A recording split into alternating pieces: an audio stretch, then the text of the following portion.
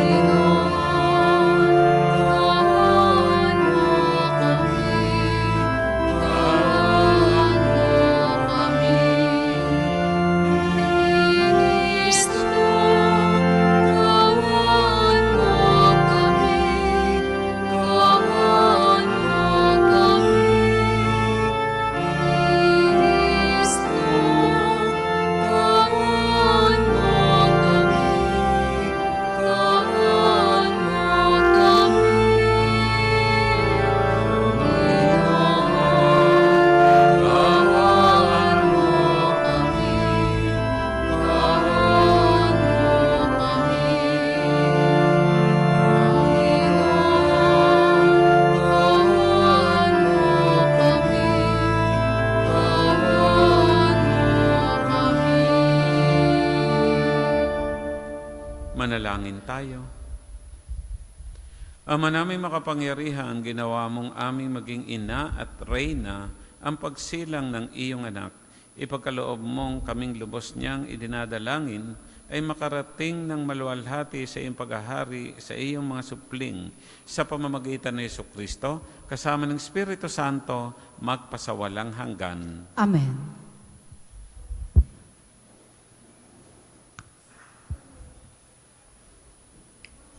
Ang simula ng aklat ni Ruth. Nang ang Israel ay pinamunuan ng mga hukom, nagkaroon ng tagutom sa buong bayan. Kaya't may isang lalaking taga Bethlehem, Huda, na sandali munang nanirahan sa Moab, kasama ang kanyang asawa't 2 anak na lalaki. Namatay si Elimelech at naiwan si Noemi. Ang 2 nilang anak ay nakapangasawa ng mga Moabito, sina Orpa at Ruth. Pagkalipas ng mga 10 taon, namatay naman sina Mahalon at Kilyon. Kaya't si Noemi ay naiwang ulila sa asawa't mga anak. Nabalitaan ni Noemi na ang kanyang bayan ay pinagkalooban ng Diyos ng mabuting ani, kaya't humanda sila ng kanyang mga manugang nang umalis sa Moab. Hinagkan ni Orpa ang kanyang biyanan at tuluyang bumalik sa kanyang bayan, ngunit nagpaiwan si Ruth. Sinabi ni Noemi kay Ruth, ang bilas mo'y nagbalik na sa kanyang bayan at sa kanyang mga Diyos. Umuwi ka na rin. Tumugon si Ruth, huwag na ninyong hilinging iwang ko kayo. Hayaan na ninyong ako'y sumama sa inyo. Saan man kayo pumaroon, dun ako paroroon. Kung saan kayo tumira, dun din ako titira. Ang inyong bayan ang magiging aking bayan. Ang inyong Diyos ang aking magiging Diyos. Iyan ang nangyari, kaya mula sa Moab ay nagbalik si Noemi, kasama si Ruth, ang manugang niyang Moabita. Nang dumating sila sa Bethlehem, ay sinimulan ng anihin ang sibada. Ang salita ng Diyos. Salamat sa Diyos. Salmon tugunan, ngalan ng Diyos ay idangal, ngayon at magpakailanman. Ngalan ng Diyos ay idangal, ngayon at magpakailanman. Dapat na magpuri ang mga alipin. Ang ngalan ng Poon ay dapat purihin. Ang kanyang pangalan ay papupurihan, magmula ngayon, magpakailanman. Ngalan ng Diyos ay idangal, ngayon at magpakailanman. Buhat sa silangan hanggang sa kanluran, ang ngalan ng Poon, pupurihing tunay. Siya'y naghahari sa lahat ng bansa, lampas pa sa langit ang pagkadakila. Ngalan ng Diyos ay idangal, ngayon at magpakailanman. Walang katulad ang Panginoong Diyos, na sa kalangitan doon naluluklok. Buhat sa itaas siya'y tumutunghay, ang lupa at langit kanyang minamasdan. Ngalan ng Diyos ay idangal, ngayon at magpakailanman. Mula sa alabok ang mga mahirap, sa pagkalugami ay itinataas, sa mga prinsipe ay isinasama, nagiging prinsipe ang mga lingkod niya. Ngalan ng Diyos ay idangal, ngayon at magpakailanman. Magsitayo pa lahat.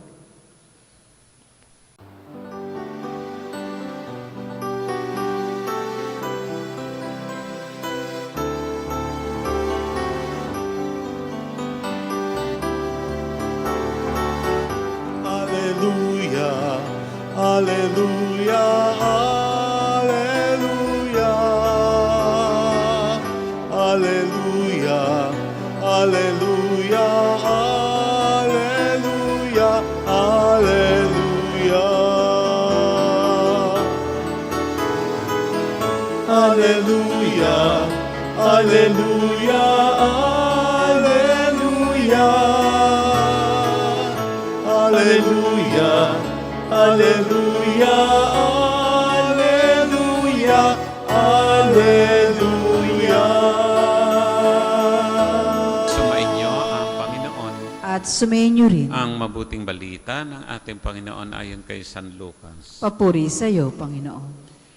Nang ika-6 na buwan ng pagdadalang tao ni Elizabeth, ang anghel Gabriel ay sinugo ng Diyos sa Nazaret, Galilea, sa isang dalaga na ang pangalay Maria. Siya ay nakatakdang ikasal kay Jose, isang lalaki buhat sa lipi ni Haring David. Paglapit ng anghel sa kinaroroonan ng dalaga, binati niya ito, "Matuwa ka, ikaw ay kalugod-lugod sa Diyos," wika niya. "Sumasa iyong Panginoon." Nagulumihanan si Maria sa kanyang pangungusap at inisip niyang mabuti kung ano ang kahulugan niyon. Kaya't sinabi sa kanya ng anghel, "Huwag kang matakot, Maria, sapagkat kinalulugdan ka ng Diyos. Makinig ka, ikaw ay maglilihi at manganganak ng isang lalaki at siya ay tatawagin mong Jesus. Magiging dakila siya at tatawaging anak ng kataas-taasan. Ibibigay sa kanya ng Panginoong Diyos ang trono ng kanyang amang si David. Maghahari siya sa angkan ni Jacob magpakailanman at ang kanyang paghahari ay walang hanggan." "Paano mangyayari ito ngayong ako'y dalaga?" tanong ni Maria.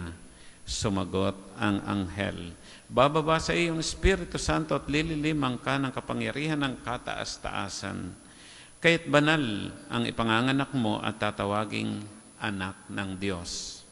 Natatandaan mo ba ang iyong kamag-anak na si Elizabeth? Alam ng lahat na siya'y baog, ngunit naglihis siya sa kabila ng kanyang katandaan at ngayon ika-6 na buwan na ng kanyang pagdadalang tao, sapagkat walang hindi mapangyayari ang Diyos. Sumagot si Maria, ako'y alipin ng Panginoon, mangyari sa akin ang iyong sinabi, at nilisan siya ng anghel. Mga kapatid, ang mabuting balita ng ating Panginoon, Pinupuri ka namin, Panginoong Heso Kristo. bago po ang aking pagninilay sa pagbasang narinig natin, ay magbibigay po ako ng konting introduction sa ipinagdiriwang nating itong pagkareyna ng Mahal na Birheng Maria. Ang araw na ito bilang pagtatatag sa Mahal na Birhen bilang reyna, itinatag ni Venerable Pius XII ang kapistahan nito noong 1954. Ngunit ang pagiging reyna ni Maria ay nakaugat sa banal na kasulatan. Sa pagpapahayag ng anghel, inihag ni Gabriel na ang anak ni Maria ay tatanggap ng trono ni David at mamamahala magpakailanman. Yan po narinig natin sa Ebanghelyo ngayon. At sa pagbisita, tinawag ni Elizabeth si Maria na ina ng aking Panginoon. At naglulukso ang sanggol sa kanyang tiyan. Tulad ng lahat ng misteryo ng buhay ni Maria, si Maria ay malapit na nauugnay kay Jesus. Ang kanyang pagiging reyna ay bahagi ng paghahari ni Jesus. Maganda po itong homilya, hindi natin masyadong kilala. Homilya ni San Amadeus Lausan. Ang sabi niya tungkol sa pagiging reyna ng Mahal na Birhen, because of the honor due her Son, our Lord Jesus Christ, it was indeed fitting for the Virgin Mother to have first ruled upon the earth and then be raised up to heaven in glory. It was fitting that her fame be spread in this world below so that she might enter the heights of heaven on overwhelming blessedness. Just as she was born from virtue to virtue by the Holy Spirit of the Lord, she was transported from earthly renown to heavenly brightness. Ang sinasabi lang ni San Amadeus ay karapat-dapat lamang siyang maging reyna sapagkat ang kanyang bugtong na anak ang maghahari sa sanlibutan magpakailanman. Mga kapatid, pinili ko yung unang pagbasa. Paborito ko rin po ang pagbasang ito. Pero ang ganda po nitong iugnay sa ating ginugunita ngayon at sa ating ebanghelyo. Mga kapatid, ang mga kababaihan sa kultura ng mga Hudyo ay itinuturing na second-class citizen. Sabi nga, ang lipunan noon ay isang male-dominated society. Kahit nga kapag ang babae ay may regla, hindi sila pwedeng pumasok sa templo o sa sinagoga dahil itinuturing silang madumi. Pero mga kapatid, ang pinakamasaklap at pinakamahirap na mangyari sa isang babae ay yung maging balos siya, sapagkat ang mga balo noon sa lipunan ang pinakakaawa-awa sapagkat wala nang magkakalinga sa kanila. Wala na siyang asawa na susuporta sa kanya. Kaya nga nung panahon ni Jesus na mga naunang Kristiyano ay pumili ang mga apostoles pa ng mga diakono para mag-asikaso sa mga balo doon sa mga naunang Kristiyanong komunidad during that time of the early Christian community. Maganda po ang narinig natin sa unang pagbasa sa aklat ni Ruth. ang malungkot na pangyayari kay Naomi na nabalo at namatay pa ang kanyang mga anak na lalaki, kaya naiwan sa kanya ang kanyang 2 manugang na babae, sina Oprah at Ruth. Mas lalong kawawa silang 3 dahil lahat sila ay balo na. Panahon pa naman ng taggutom noon. No? Ang hirap po noon. Si Ruth, napakinggan natin, ay sumama sa kanyang biyanan na si Naomi kahit na siya ay hindi purong Hudyo sapagkat lahi siya ng Moabite. No? Na gaya ng narinig natin sa Ebanghelyo. Pero mga kapatid, ang kwento sa aklat ni Ruth ay kwento ng pagmamahalan sa pamilya at katapatan. Naging tapat at hindi iniwanan ni Ruth ang kanyang ina na si Naomi. Kaya sa kultura ng mga Hudyo, ang turing sa mga babae ay walang puwang sa lipunan. Sa English po, grabe yung pagka-condescending o yung pagiging mababa ang tingin sa mga kababaihan nito. Babasahin ko po sa English. A woman was at first a daughter of her father and then became a wife of her husband. Wala siyang pangalan, wala siyang papel, kundi daughter of the father, wife of the husband. This is very condescending. She is thought of entirely in function of the man who owns her. Parang bagay lamang at hindi tao. Ganito ang nangyari kay Naomi at sa 2 niyang manugang na babae. 3 na silang balo. Ganito kahabag-habag ang nangyari sa kanilang 3. Kaya nga, magandang maiugnay natin ang pagdiriwang natin ngayon ng kapistahan ng Mahal na Birheng Maria bilang ina at reyna.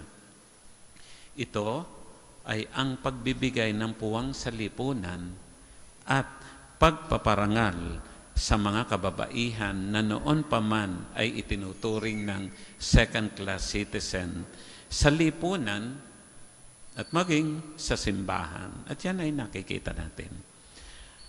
Ang mga paggawa ng Diyos ng mga dakilang bagay sa Mahal na Birheng Maria ay isang malakas na testamento sa kahalagahan ng kababaihan sa lipunan at lalong-lalo na ng papel ng mga kababaihan sa planong kaligtasan ng Diyos.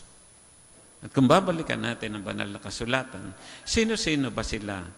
Ito'y binigyang diin ni San Lucas sa kanyang Ebanghelyo at nais kong banggitin ang ilan dito. Una, si Maria Magdalena na kung saan ay pinalayas ni Jesus ang 7 demonyo.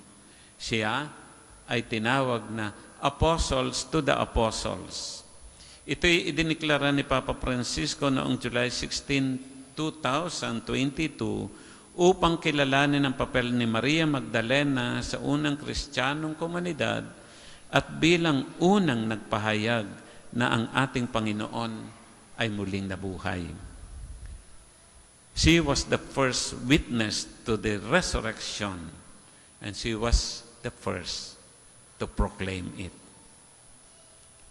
Pangalawa, natatandaan ninyo kapag mahal na araw sa isang estasyon ng krus, nasa lubong ni Jesus, ang mga kababaihan ng Jerusalem na tumatangis sa ating Panginoon sa daan patungong Kalbaryo.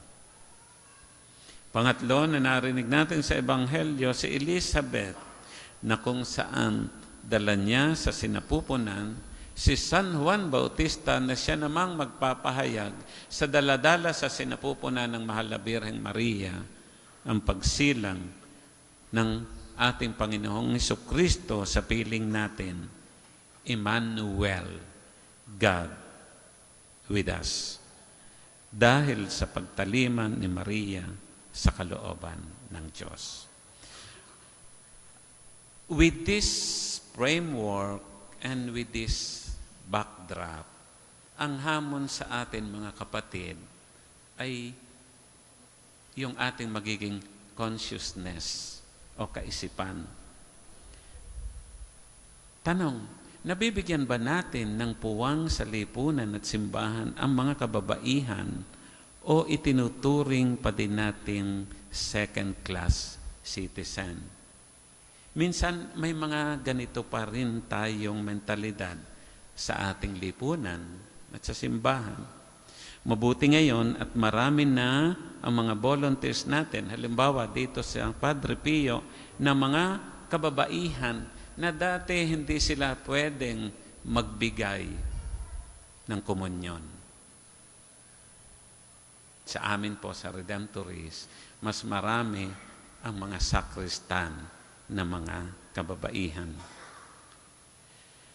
Mga kapatid, nalulungkot ako dahil may karanasan po ako nung nakalipas pang mga taon na naglilingkod sa simbahan ang asawang lalaki at pagkatapos ipinakilala niya sa akin ang kanyang asawa.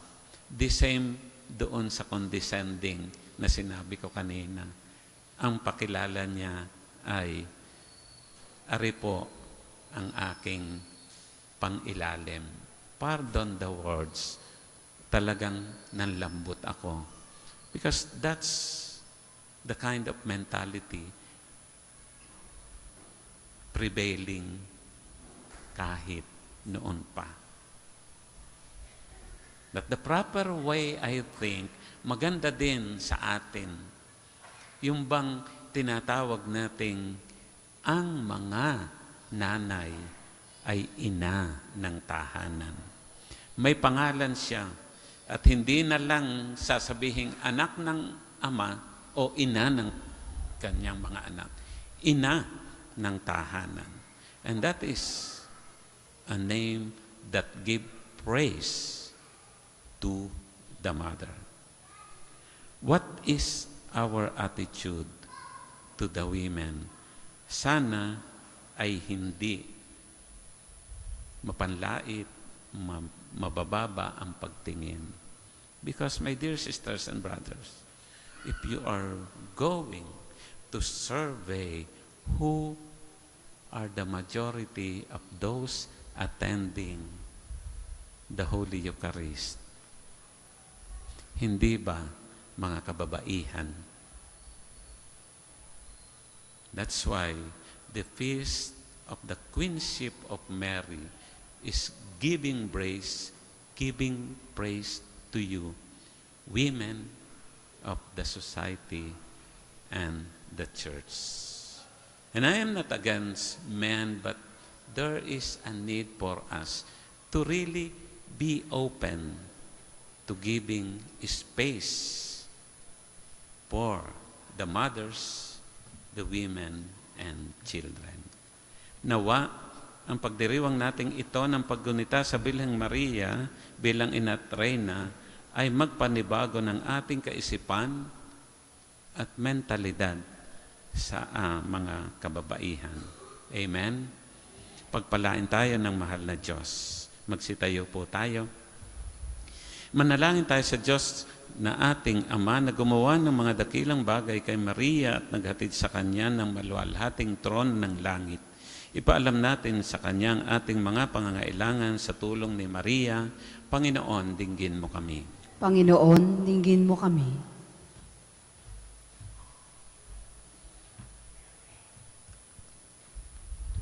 Upang ang apoy ng pananampalataya na inihatid ni Kristo sa daigdig ay mapalaganap ng simbahang katolika at nawa ipagkaloob ng Diyos na ang inang simbahan ang maging daan upang magkaisa ang mananampalataya sa aral ni Kristo.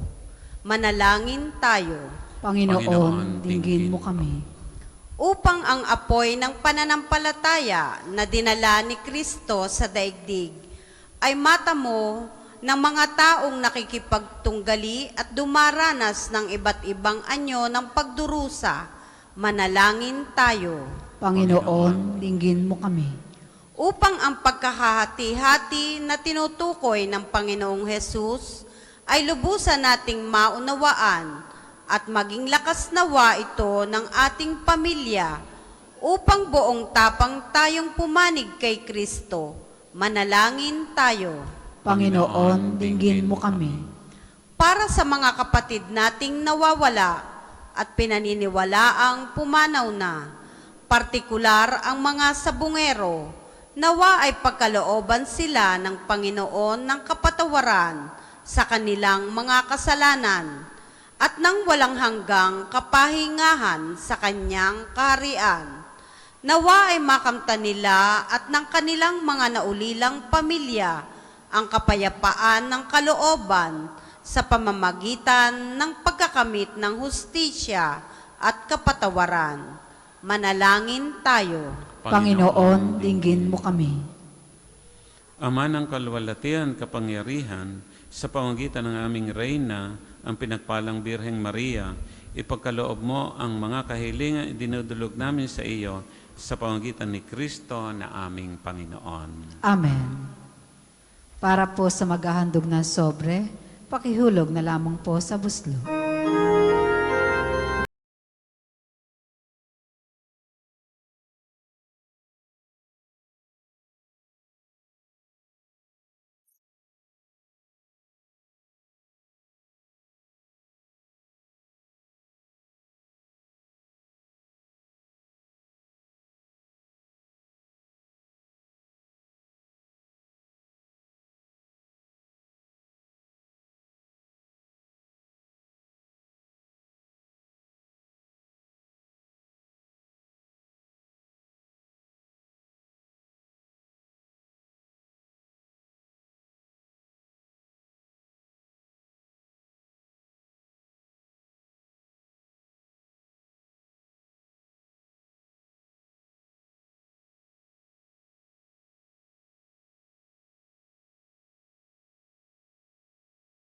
Magsitayo po ang lahat.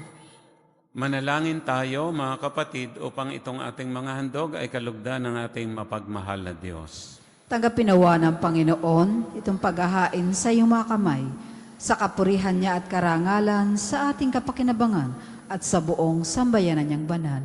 Ama naming lumikha, kami naghahain ngayong ginugunita ang mahal na Birhen ay nakikiusap na saklolohan sana kami na naghain ng kanyang kalinis-linis ang paghahandog ng sarili sa krus at ngayon nabubuhay kasama ng Espiritu Santo, magpasawalang hanggan. Amen. Sumainyo ang Panginoon. At sumainyo rin. Itaas sa Diyos ang inyong puso at diwa. Tinaas na namin sa Panginoon. Pasalamatan natin ang Panginoong ating Diyos. Marapat na siya ay pasalamatan. Ama naming makapangyarihan, tunay nga marapat na ikaw ay aming pasalamatan. Bukod mong pinagpalang maging ina ni Jesucristo, ang mahal na Birheng nagpupuri at nagagalak sa iyo. Ikaw ang gumawa ng tanang dakilang bagay. Ikaw ang lumilingap sa lahat kailanman. Nilingap mo ang mahal na Birhen bilang iyong abang alipin na iyong binigyan ng tungkuling kumalinga sa anak mong manunubos namin. Kaya kaisa ng mga anghel na nagsisiawit ng papuri sa ng walang humpay sa kalangitan, kami nagbubunyi sa iyong kadakilaan.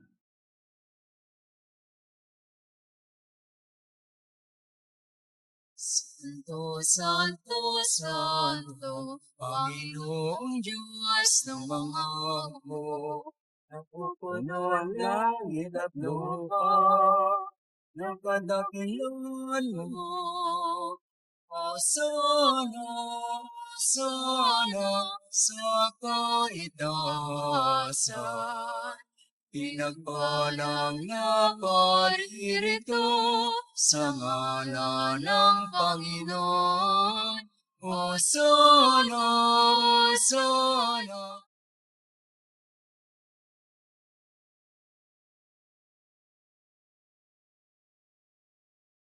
Kung hindi po kayang lumuhod, manatili pong nakatayo na may paggalang. Ama naming banal, ikaw ang bukal ng tanang kabanalan, kahit sa pamamagitan ng iyong Espiritu, gawin ang banal ang mga kaloob na ito upang para sa amin maging katawan at dugo ni Jesucristong aming Panginoon. Bago niya pinagtiis ang kusang loob na maging handog, hinawakan niyang tinapay, pinasalamatan kanya, pinagati-hati niya iyon at tiniabot sa kanyang mga alagad at sinabing, "Tanggapin ninyong lahat ito at kanin, ito ang aking katawan na ihahandog para sa inyo."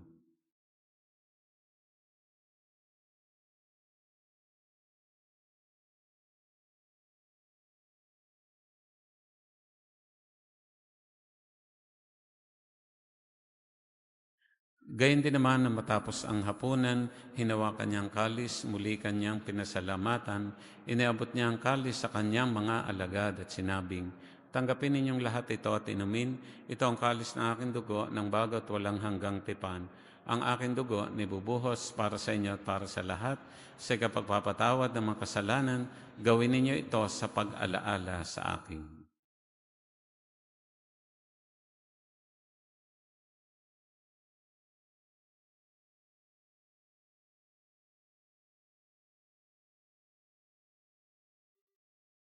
Ipagbunyi natin ang misteryo ng ating pananampalataya. Si Kristo'y namatay, si Kristo'y nabuhay, si Kristo'y babalik sa wakas ng panahon.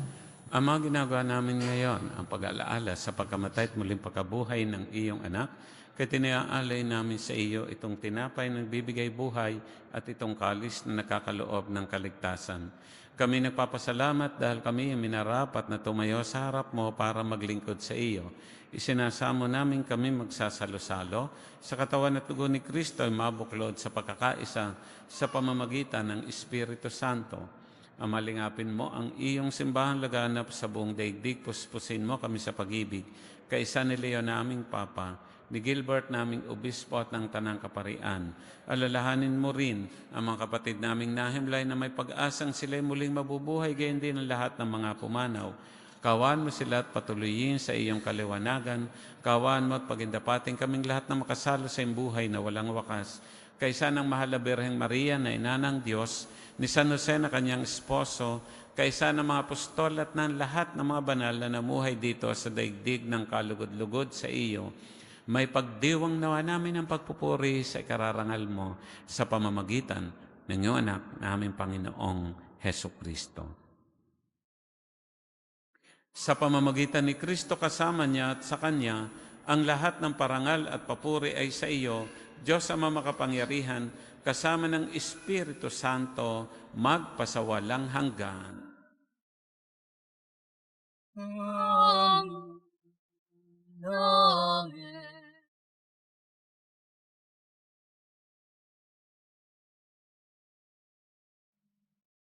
Buong lugod nating awitin ngayon ang panalangin turo sa atin ng Panginoon.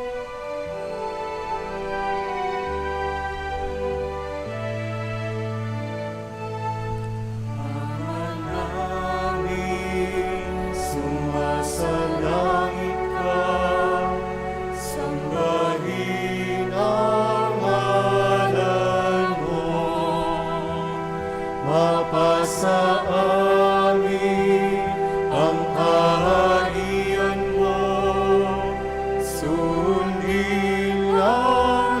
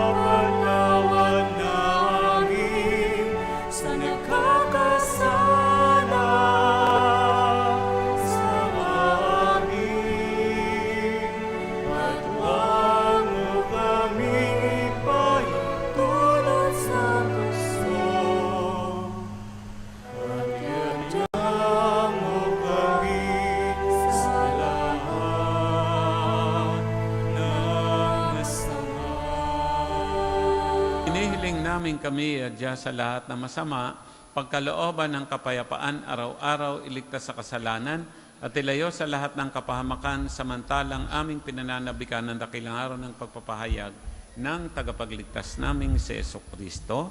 Sapagkat iyong kaharian at ang kapangyarihan at ang kapurihan magpakailanman. Amen. Panginoon Jesucristo, sinabi mo sa mga apostol, kapayapaan ang iniiwan ko sa inyo, ang aking kapayapaan binibigay sa inyo. Tungayan mo ang aming pananampalataya at huwag ang aming mga pagkakasala at kahinaan.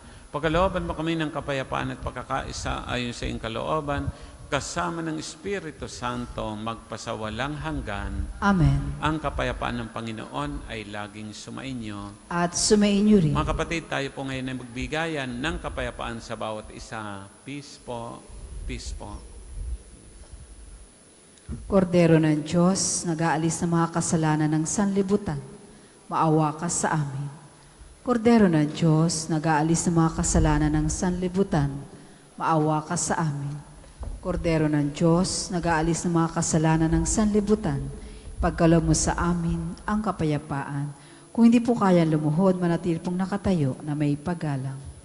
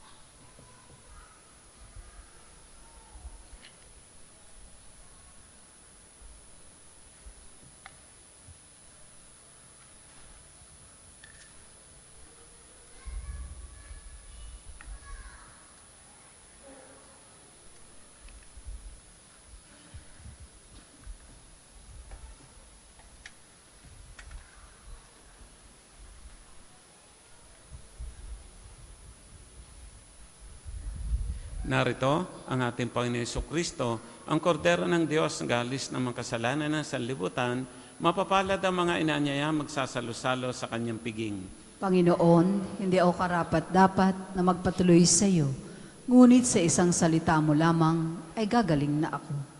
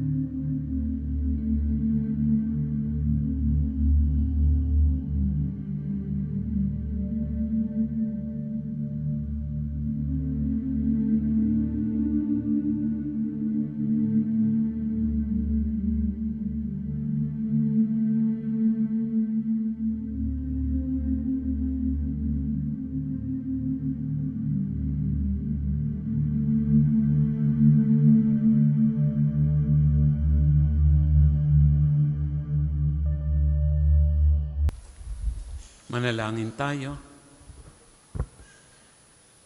Ama namin mapagmahal, kaming nakinabang sa haing nagbibigay buhay sa paggunita kay Mariang Birheng Mahal, ay nakikiusap na humantong nawa sa pagsasalo sa piging sa kalangitan sa piling mo sa pamamagitan ni Jesucristo kasama ng Espiritu Santo magpasawalang hanggan. Amen. Sumainyo ang Panginoon. At sumainyo rin. At naway pagpalain kayo natin mapagmahal na Diyos, Ama, Anak, at Espiritu Santo. Amen. Ang ating pong banal na misa ay atin ang naialay, humayo tayong taglay ang pag-ibig ni Kristo. Salamat sa Diyos.